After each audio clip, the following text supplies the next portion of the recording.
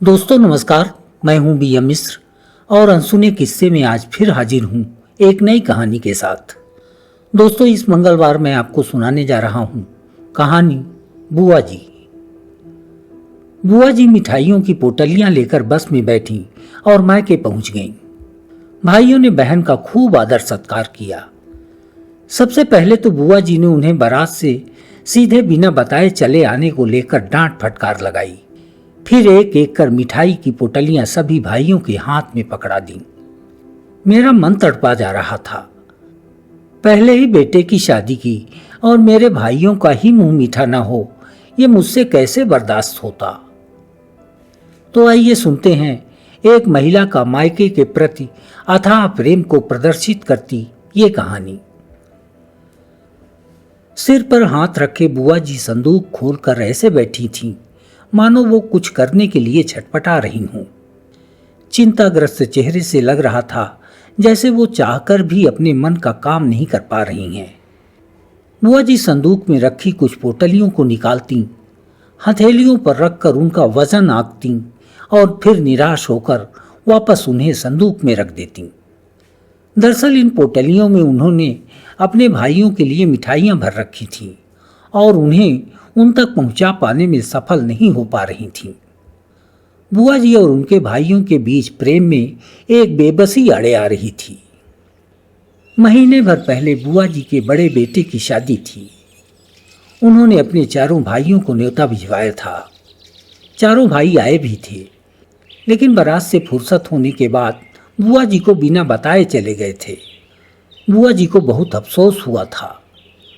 वो चाहती थी कि भाइयों के हाथ भौजाई और बच्चों के लिए कुछ खाने पीने की चीजें भिजवा दें, लेकिन वो अपनी इच्छा पूरी न कर पाईं।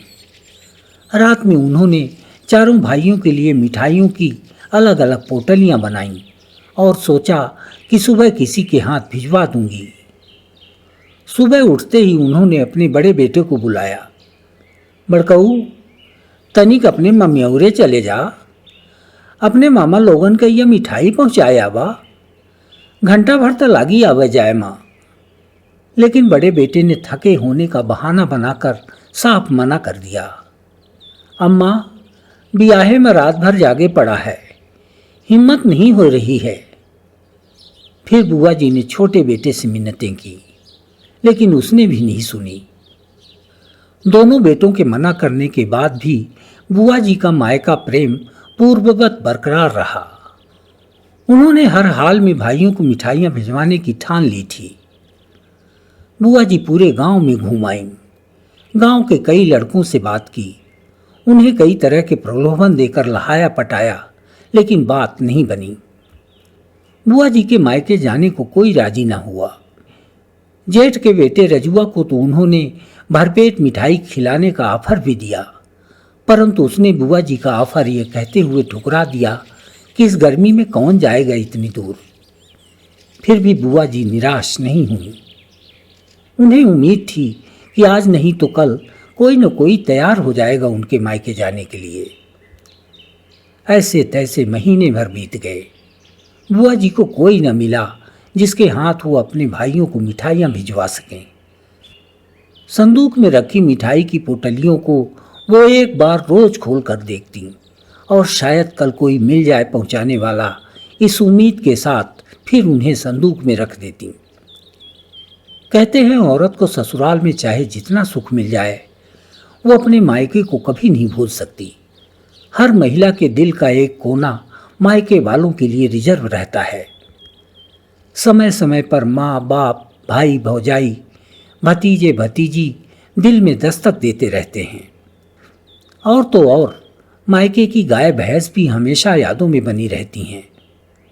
बुआ जी अब वृद्धावस्था की दहलीज पर थीं, फिर भी मायके के प्रति उनका लगाव अब भी जवान था। वो बीच बीच में अपने भाइयों को बुलाती रहती थीं, इस शर्त के साथ कि खाली हाथ ना आना, नहीं तो हमारी नाक कट जाएगी। भाई भी बहन का पूरा ख्याल रखते थे। जब वो बुआ जी से मिलने आते तो गेहूं, चावल, दाल और जो कुछ भी बन पड़ता बांध कर जरूर लाते। फिर कई दिनों तक बुआ जी को एक मसाला मिल जाता अपने मायके की डींग हाँकने का। महतारी बाप नहीं है तो क्या हुआ, भाई भौजाई आरती उतारते हैं मेरी। जब आते हैं बोरियां भर भर कर लाते हैं। लाएं भी क्यों ना, खानदानी बड़े मनई हैं मेरे मायके वाले। मायके से आई बोरियां जब तक खाली ना हो जाती तब तक बुआ जी अपने भाई भौजाइयों का गुणगान करती रहती। बुआ जी के बेटे की शादी में भी उनके चारों भाई बोरियां भर कर पहुंचे। बुआ जी ने उन्हें पहले ही कह रखा था, खाली हाथ पहुंचकर मेरी बेइज्जती न करवा देना, पूरे गांव में नाम है मेरे मायके का। बुआ जी ने सभी भाइयों की बोरियों को घंटों अपनी आंखों से तौला था। बड़े भाई की बोरी सबसे वजनदार थी। चावल, दाल, आटा के अलावा बुआ जी के लिए एक सुंदर सी साड़ी भी थी। बाकी भाइयों की बोरियां थोड़ी हल्की थीं। शादी के बाद बुआ जी ने जब भाइयों के लिए मिठाइयों की पोटली बनानी शुरू की तो बोरियों के वजन का पूरा ख्याल रखा। उन्होंने बड़े भाई की पोटली थोड़ा बड़ी बनाई। उसमें बर्फी के 4 पीस थे। नमकीन भी मुट्ठी भर से अधिक थी। बाकी 3 भाइयों की पोटली में 2-2 पीस बर्फी और आधी आधी मुट्ठी नमकीन। जैसे जैसे समय बीत रहा था बुआ जी का मन कचोट रहा था। कोई तो मिल जाए जो मेरे भाइयों की मिठाई पहुंचा दे। मिठाई की पोटलियां बंधे हुए महीने भर से अधिक हो गए थे। संदूक से एक अजीब सी महक आने लगी थी। फिर भी बुआ जी की आस नहीं टूटी थी। दिन में एक बार वो उन पोटलियों को बाहर निकालती और थोड़ी हवा और धूप दिखाने के बाद उन्हें फिर संदूक में रख देती। हालांकि अब तक मिठाइयों में फफूंद जैसी एक परत बन चुकी थी, फिर भी बुआ जी का मानना था कि मिठाइयाँ कभी खराब नहीं होती। फफूंद लगने से उनकी मिठास थोड़ी न चली जाएगी। शुद्ध खोबे की बनी है, कोई मैदा और बेसन से थोड़ी न बनी है जो महक जाएंगी। एक दिन बुआ जी ने जब अपनी संदूक खोली तो उसमें से ऐसी दुर्गंध आ रही थी जैसे कोई चीज सड़ रही हो। सभी पोटलियों को चींटों ने अपने कब्जे में ले रखा था। उस दिन बुआ जी को लगा कि काफी देर हो चुकी है। अगर अब भी मिठाइयाँ मेरे भाइयों तक न पहुंची तो खाने लायक न बचेंगी। बुआ जी ने हिम्मत बांधी और तुरंत एक चमकदार साड़ी पहनकर घर के दरवाजे के पास खड़ी हो गईं। उन्होंने छोटे बेटे को आवाज लगाई, ए छोटकऊ, चल मुझे बस अड्डे तक छोड़ दे, अपने मायके जा रही हूं मैं। रोज रोज बेटवा की शादी तो करूंगी नहीं, लगता है मेरे भाई भतीजे बिना मिठाई खाए रह जाएंगे। मैं खुद अपने हाथों से खिला कर आऊंगी उन्हें मिठाई। बुआ जी मिठाइयों की पोटलियां लेकर बस में बैठी और मायके पहुंच गईं। भाइयों ने बहन का खूब आदर सत्कार किया। सबसे पहले तो बुआ जी ने उन्हें बारात से सीधे बिना बताए चले आने को लेकर डांट फटकार लगाई। फिर एक एक कर मिठाई की पोटलियां सभी भाइयों के हाथ में पकड़ा दी। मेरा मन तड़पा जा रहा था। पहले ही बेटे की शादी की और मेरे भाइयों का ही मुंह मीठा न हो, ये मुझसे कैसे बर्दाश्त होता। बहन का कलेजा है ना, लो सबके लिए मिठाइयाँ लाई हूँ, महीने भर से सहेज कर रखा था। भाइयों ने जब पोटलियां खोली तो उनसे निकली दुर्गंध पूरे घर में फैल गई। फिर भी बहन के अथाह प्रेम के आगे कोई कुछ न बोल पाया। सभी ने पोटलियां इधर उधर रख दी और बुआ जी से हाल चाल पूछना शुरू कर दिया। लेकिन बुआ जी कहाँ मानने वाली थी। उन्होंने पोटलियों से मिठाई निकालकर जबरन सभी के मुंह में ठूंसना शुरू कर दिया।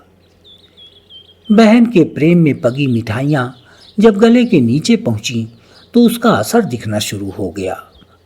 भाइयों का पेट फूलने लगा, पेट से गुड़ गुड़ की आवाज आने लगी।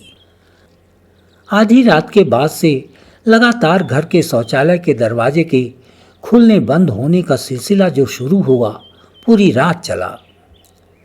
सुबह तक सभी भाई भौजाई और भतीजे पस्त हो चुके थे।